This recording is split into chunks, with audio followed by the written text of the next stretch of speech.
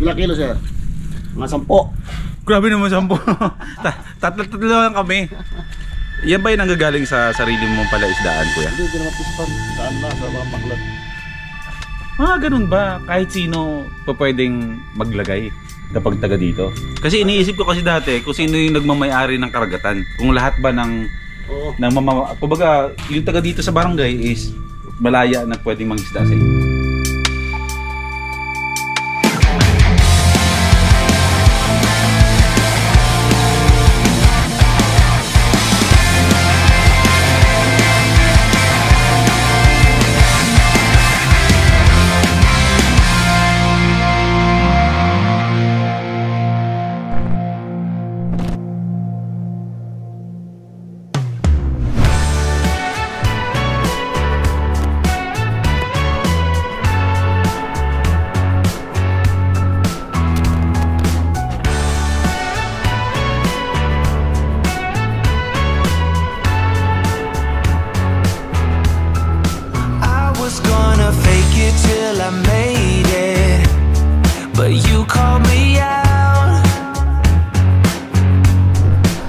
Naalala ko dati, noong nasa ABS-CBN pa ako nagtatrabaho,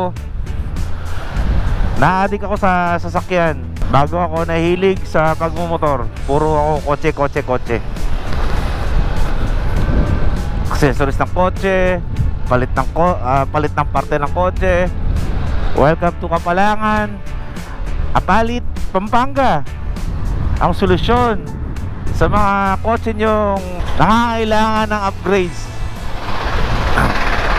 Kadalasan sa mga car guys dyan, mahilig sa mga kotse na Banawe sa Quezon City ang solusyon para maghanap ng mga parts ng sasakyan, bumpers, hoods. Pero merong mas maganda dun. Kapalangan, Apalit, Pampanga. Search nyo, marami mga parts dyan para sa mga kotse ninyo. Dito nanggagaling yan, sa Kapalangan, Apalit, Pampanga. Dadali ng Banawe. Mas mahal sa Banawe. Kung gusto nyo yung makamura, pumunta kayo ng Kapalangan, Apalit, Pampanga. Magandang umaga sa inyo lahat. Now I'm getting letters from Wyoming. Keep my day a little longer. I wake up when I'm stronger.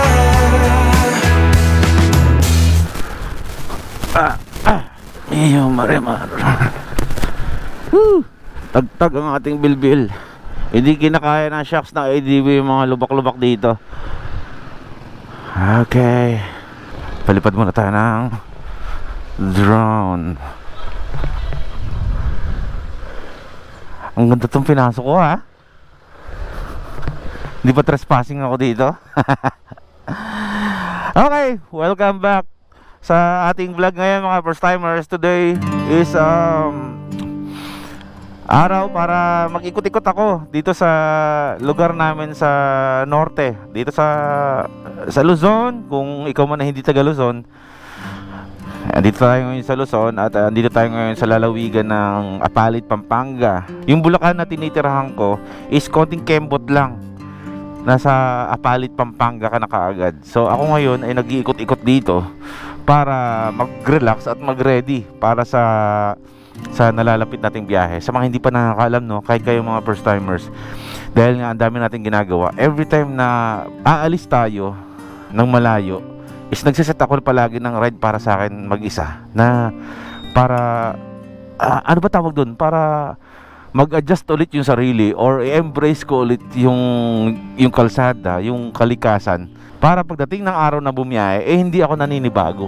Immerse ba tawag doon? Parang ini-immerse ko ulit yung sarili ko sa kalsada, sa nature, para pag umalis ako, hindi ako nawiwindang na ito na naman ako, bumabiyahe na naman ako, nagugulat ako. Kumbaga parang ina-absorb ng isipan at katawan ko na ito ulit yung magiging grind ko sa mga susunod na araw.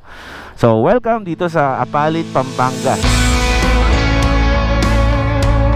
So nakikita ninyo, ito ang Apalit Bridge na nagdudugtong ng Bulacan at saka Pampanga.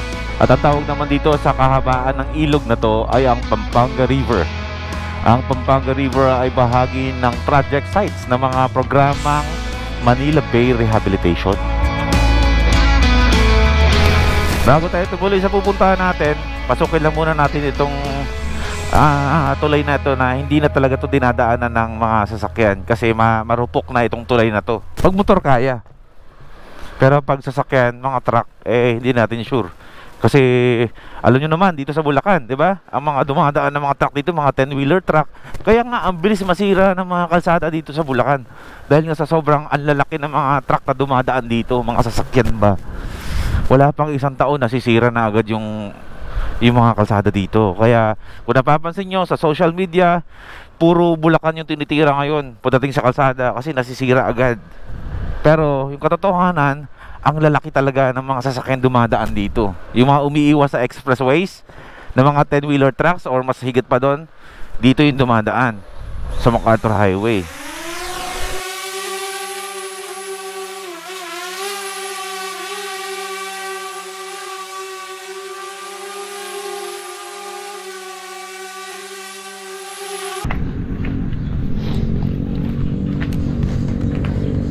Hindi magandang pangitain to. Naglolo ko yung drone ko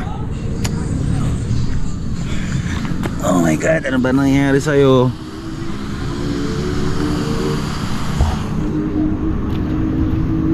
O baka nahihirapan lang siya kasi puro bakal dito. Ayaw maging accurate ng compass niya.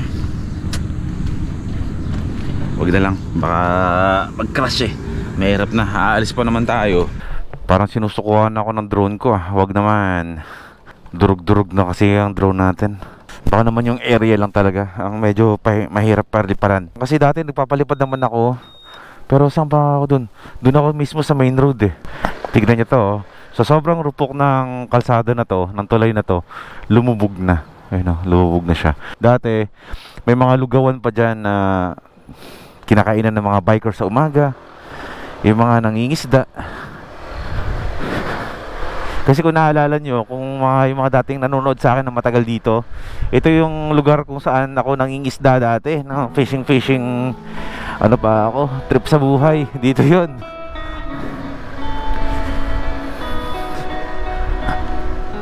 The last time na pumunta ako dito, sinarado to Tapos ngayon nakabukas kaya ako pinasok. Siguro para sa mga nangingisda, sa mga namimingwit nila binuksan to. Ayun Speaking of namimingwit, ayun may mga namimingwit doon Shasha, tuloy tayo. 9:27 AM. Maaga pa naman. Boba. Tuloy tayo. Meron akong isang lugar na gusto kong puntahan ulit. Ilang beses ko na napupuntahan to. Pero sa mga bago dito sa channel natin ay dadalhin ko kayo doon. Ito yung pinakamalapit na dagat dito sa Pampanga. Pupunta tayo ng Macabebe.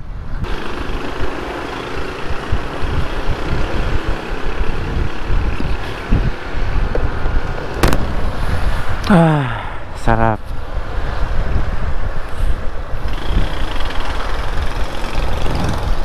Chill lang tayo Alam ko sa mga oras na to, yung mga nanonood sa akin, mga pagod kayong lahat. Galing kayong trabaho Welcome to Masantol,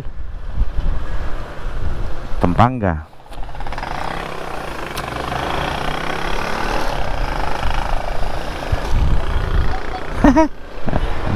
Shoutout muna sa mga OFW natin diyan especially sa mga sa Middle East.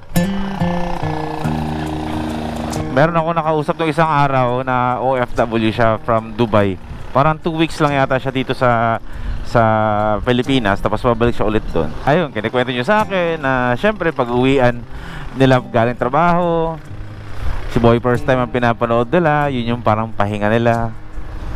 Yan, shoutout sa inyo lahat. Maraming salamat sa suporta ninyo Kahit na malayo kayo, ayan.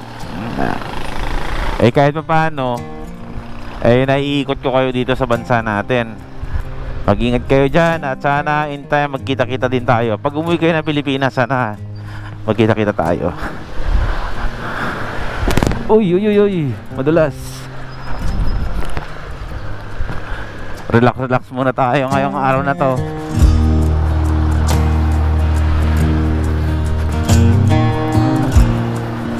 Ito yung kagandahan kapag nagmumotor ako. Di ba kadalasan sa atin, every time nabagot tayo, ito, totoo to ha. Wala tayong ibang iniisip kundi sarili natin, no? Kung paano kaya, no? Di ba? Yung isipan natin is nakafocus palagi sa sarili natin. Kinakain tayo ng mga gusto nating mangyari sa buhay natin, yung mga plano natin. Paano ba natin tutuparin? At ang ganyan. Ang tagal na, puro na lang ako sipag, wala namang nangyari sa buhay ko. Yan yung mga thoughts ng tao na hindi nakakalabas. Yung nakukulong sila sa sarili nilang mundo lang ba, na hindi nakakalabas tulad ng ganito. Paano ko nasasabi yun? Kasi ganun ako ganun akong klaseng tao. Kaya nasasabi ko, nire-refer ko yun sa sarili kong experience. Ang kagandahan sa pagmumotor ng ganito para sa akin, kapag nakakalabas ako, nare-refresh ako, naliliwanagan ako, gumaganda yung pakiramdam ko. Alam niyo kung bakit? Habang bumabaybay ako sa mga kalsada na to, nakikita ko yung buhay ng iba't ibang tao. Tulad ng mga yan, sila sa likuran. Tulad ng mga yan, simpleng nagtutulak dahil sila sira yung motor. Diba? Yung mga nagtitinda, yung mga umiinom ng soft drink sa plastic. I mean, bawat tao na nadadaanan ko sa kalsada, may kanya-kanya silang mga kwento yan. Ano ba yung kwento nila? Kwento nila kung paano nila sinusurvive yung isang araw nila o yung buhay nila.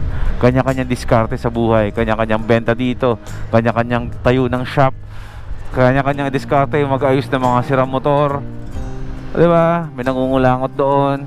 Alam mo, may kumbaga, bawat tao dito sa kalsada na to, kaya ako nag-enjoy, kaya ako ginagawa yung mga ganitong bagay na lumalabas ako mag-isa para huminga-hinga at mag-reflect ba. Bawat tao na nadadaanan ko sa kalsada, may mga kanya-kanyang kwento yan, diba? Lahat-lahat yan mga palaban sa buhay ang mga yan. Ayun namimili ng mga karton, ibibenta sa, alam mo yun, kanya-kanya diskarte.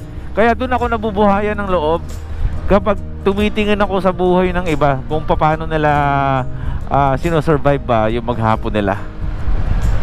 Gawin nyo, effective yun. Try nyo pagkumparahin yung buhay na meron kayo kaysa sa iba, no? Para lang sa inyo hindi sa ibang paraan. Sa isipan, puso't isipan nyo lang, tignan nyo lang. Tumingin kayo ng buhay ng iba sa paligid ninyo. Maliliwanagan kayo. Gagaan yung loob nyo na mas okay pa pala ako, okay pa pala yung sitwasyon ko, diba? Yung iba hindi okay ang sitwasyon pero nagsisipag. Ikaw pa kaya na okay, hindi, may pinagdadaanan ka lang konti diba? Gaganyan-ganyan ka na. Dito na naman tayo.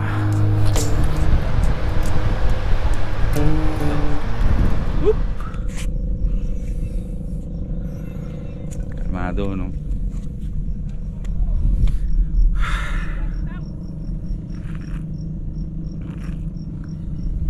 Stop over muna ako. Bigla ako naalala si Kuya Lito. So ito talaga kuya yung ano mo, yung bahay mo, tapos yung source of income mo para sa daily living mo. Ito yun, pangingisda. Nangingisda, minsan na yun nag-uuling. Kinakontak ko siya kanina sa cellphone niya. Hindi na nagre-ring yung number niyang binigay sa akin. Hindi ko alam kung doon pa siya nakatira. Titignan natin mamaya, tatanong natin doon. Pero pahinga muna ako para mag soft drinks muna dito.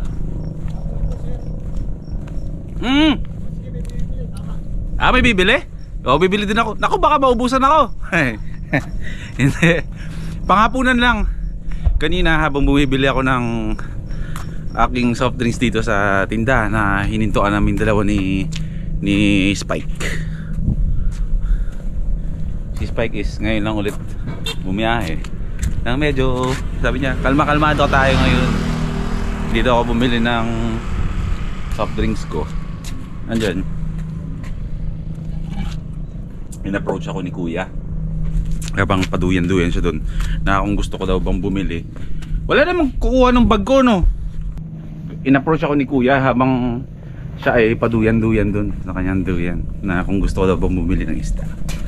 Bili tayo. So, sir, Anong klaseng isda po yan? ano to? Parang ayungin dagat, gano'n. Ayuming? Yung parang ayungin sa dagat, bakuko, gano'n. Bakuko. Ayun ang alam kong pangalan, bakuko. Bakuko, ayan. Ayan, Lumalaki siya ng ganyang kalaki, kuya? Oo. Minsan mas malaki pa dyan. Para pa mas malaki dyan. Tapos ito, Ito, anong klaseng mga isda yung mga ganyan? kitang ito, sa maral to. Kitang. Ito, kitang. Ito kitang. Mm. Yun, ano yun? Sa maral. Samaral. Ilang kilo, sir? Mga 10. Grabe naman, 10. Tatlo lang kami. Yan ba yung nanggagaling sa sarili mong palaisdaan, kuya? Hindi naman pispan. Sa ano lang, sa mga baklat. Baklad, dun sa mga open na Sa may dagat. mismong dagat, tapos naglalagay kayo ng mga Mga lambat. Lambat. Mga tulos ko. mga ganun ba? Kahit sino pa pwedeng maglagay kapag taga dito?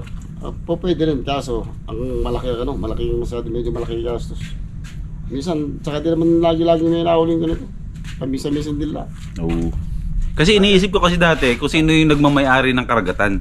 Kung lahat ba ng Oo. kumbaga yung taga dito sa barangay is malaya na pwedeng mangisda sa isdaan. Oo, Pwede yun? Pwede yun. Basta sa area namin, pwede rin yun. Kahit nasa ibang lugar doon, nakakapunta rin dito. Akala ko kasi may mga teritoryo lang eh. Magkano kilo ulit nga? 100 lang. Ito bang tubigan dito, kuya, may mga isda dito? Meron din, may hulog din siya. May hulog din yan, paano din? Alibango. Alimango? Alibango, paano din, tsaka bangus. Ba? Sipin mo may alimango dito tsaka bangus nun. Hinuhulugan nila. Ibig sabihin nun, parang basta parang fish pan. Ibig sabihin ng hinuhulugan, sila sa di ka magaling sa maganito eh. Maliliit pa yun ng mga isda. Ihulog yun para sa lumaki. At in time ay i-harvest din naman nila yun. Samaral. Para masarap ihawin yan, no? Prito. Prito yan? Lutong sa gata. Pwede. Tsaka yung sasampalok pa ka. Yun. Nako, sumobra pa. Hindi. Ang galing mo naman! Sakot. Ito yan, sir. Ibebenta. Boom. Ayan, sige. Dagdagan pa natin ng kote. Meron tayong freebies. Yan. May 4 na freebies na isda. Pag tinanong ko sa mga ibang mga residente dito, alam na nila. Kilala O, si Kuya Louie. Mabibilan nyo ng... Shoutout sa ulang.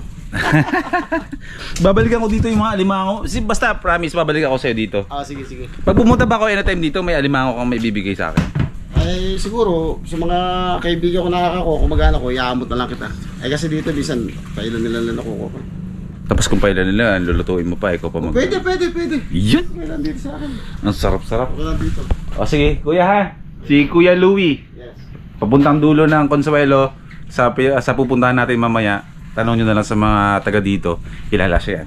Thank you, Kuya Louie. Bago mabilasa yung binili nating isda, bibigyan ko muna kayo ng konting trivia, syempre.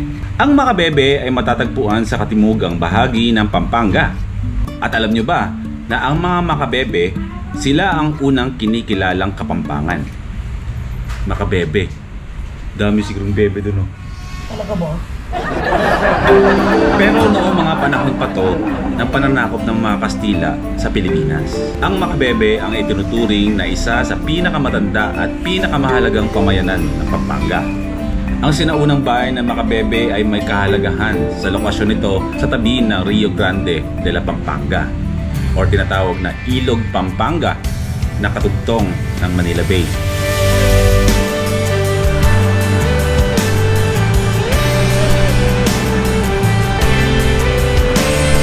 Oh, ganda.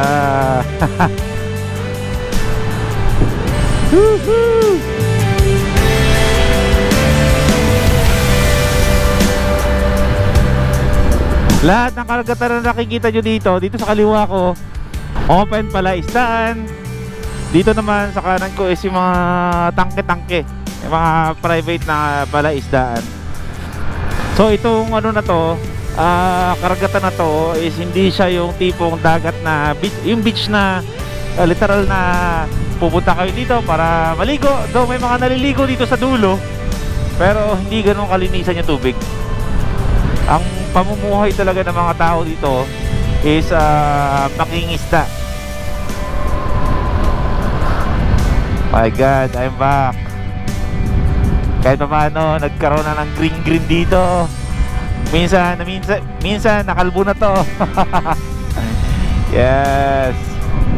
Welcome to Macabebe, Pampanga. Uy, may mga biyak-biyak. Sa Pampanga River pa rin pala ang tawag dito. Sarap na.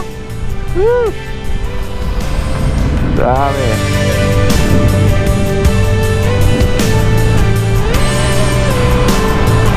Tignan natin kung anong meron sa dulo. Kung may mga makakainan ba. Oh! Grabe, high tide. Ayan, ito na. Consuelo na to. Dulo na ng ano to. Ng Macabebe, Pampanga. High tide.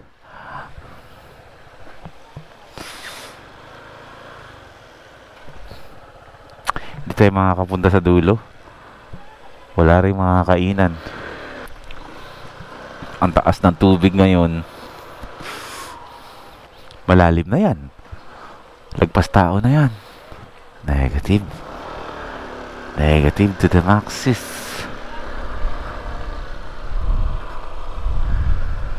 Diba? Yung tubig ni minsan hindi ano yan, hindi luminaw yan. Parang ganyan lang, parang tubig na pampalaisdaan lang talaga. Tambay muna tayo dito sa sulok na to. Hindi tayo pwede makalapit doon at ano eh. At lalim. High tide, umabot to sa may tindahan. Kahit pa paano, no? Sarap din nung nakakarinig ka ng pagaspas ng tubig. Bulok.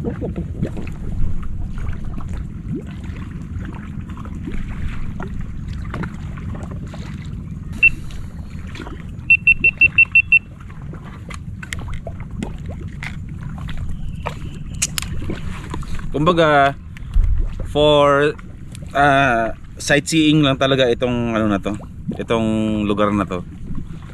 Pwede kayo magluto-luto dito sa lugar na to. Magkunwari tulad ng mga kaibigan ko na pupunta dito, nakakolong-kolong lang sila, dadala sila ng mga fresh na isda, tapos may mga cottages doon. Hindi tayo makalapit doon, hindi tayo makapunta sa dulo kasi sa nakita nyo naman kanina, high tide, inabot ng tubig. Itong lugar na to, Consuelo na to, Consuelo, Pampanga, Consuelo, Macabebe, Pampanga, parang ganun. Delta 2, Delta 1, ang alam ko ito yung Delta 2, hindi ko nagkakamali. May isa pang ganito sa kabilang side nito, pero parang negative na natin mapuntahan kasi nga yung kalsada is kinain na siya ng tubig, biyak na, so negative na mapuntahan. Sa mga taga Pampanga, yan, mga taga Bulacan, ito lang ang pwedeng takbuhan na lugar. Yan, kadugtong to ng Hagonoy sa lugar nila sa Dik. For sightseeing lang, para mag-relax. Magdala kayo ng mga isda ninyo dito, na mga fresh na mabibili nyo along the way. Meron mga fresh tilapia, mga pusit, nabibili ng mga pusit dito, alimango. Tapos dali nyo dito, sa dulo nyan may mga cottages dyan, mag-rent kayo, mag-iho kayo, banding ng pamilya. Pag gusto mo pag-isa, go, pwede. Gusto nyo makapag-relax. Siguro magsistay muna ako dito ng siguro mga 30 minutes para magpahinga, magre-relax muna ako ng isipan. Nagre-ready lang ako sa magiging biyahe natin. Maganda na mayroong ganitong lugar dito sa amin. Sabihin natin, kahit naikot ko na yung buong Pilipinas, ang dami ko nang, kung pagkukumparahin ko, ang dami ko nang, kumbaga, tumaas yung klase ng lugar na gusto kong i-vlog. Yun yung ano ko ngayon eh. Dahil hindi naman tayo masyadong consistent sa pag-iikot ng Pilipinas, sa stuck tayo dito sa lugar natin kasi nga may hanap buhay tayo. Kumbaga, medyo limited yung nagagalawan natin. Pero marami. Siguro i-announce ko Basta siguro tapusin ko muna yung biyahe namin dalawa ni Nicholas. At ganoon pa rin yun, normal na adventures na nakamotor tayo. And then pagbalik ko, may something na pagbabago dito sa ating channel na to. Para at least ito na rin siguro yung time. Kumbaga, to be honest, basta hindi nyo mararamdaman yun na tumawid na pala tayo sa ganong klaseng content, no? Sa ganong klaseng uploads. Hindi, mararamdaman nyo na lang na nandun na pala kayo. Hindi ko naman kayo bibiglain. Pero syempre, ngayon limitado na yung oras ko. Syempre hindi naman ako makapag full time talaga sa pagbablog ng talagang araw-araw bumabiyahe dahil nga hindi na meron na tayong hanap buhay. Pero syempre kapag nakaset tayo na may biyahe tayo, talagang biyahe talaga yun. Pero syempre meron tayong mga responsibilidad sa trabaho, meron din akong responsibilidad sa YouTube channel ko. Gusto kong balansehin yung dalawa, na nagagampanan ko yung trabaho ko bilang isang tumutulong sa negosyo. At syempre mahal ko yung pagbablog. Gusto kong gawin din yung parte na to ng basta hindi ko ma-explain basta alam niya maraming naglalaro sa isipan ko na gusto kong gawin. Alam niyo naman, galing ako sa TV, tatrabaho ako sa isang TV station for 11 years. Marami akong gustong gawin sa channel natin na hindi lang basta ganito ba, na gusto ko na talaga siyang i-level up ng hindi lang basta mag-vlog ako, mag-motor ako, nagde-daily ako, tapos ganito lang yung nakikita nyo sa akin. Meron akong pinaplano na sana mangyari, pero ito naman ang ipapangako ko sa inyo, na kapag nagawa ko na yun at naitawid ko na kayo dun sa gusto kong mangyari dito, ay solve kayo, no? Ito na siguro yung chance, no? Malaking changes para sa atin, para sa akin na gawin to. Pero sayang yung 11 years natin na nagtrabaho tayo sa isang TV station, na alam naman natin na sayang kasi kung hindi ko siya i-apply kay Boy First Time sa paggawa ng content. So gawa tayo ng content na hindi basta-basta kayang gayahin, diba? You say whatever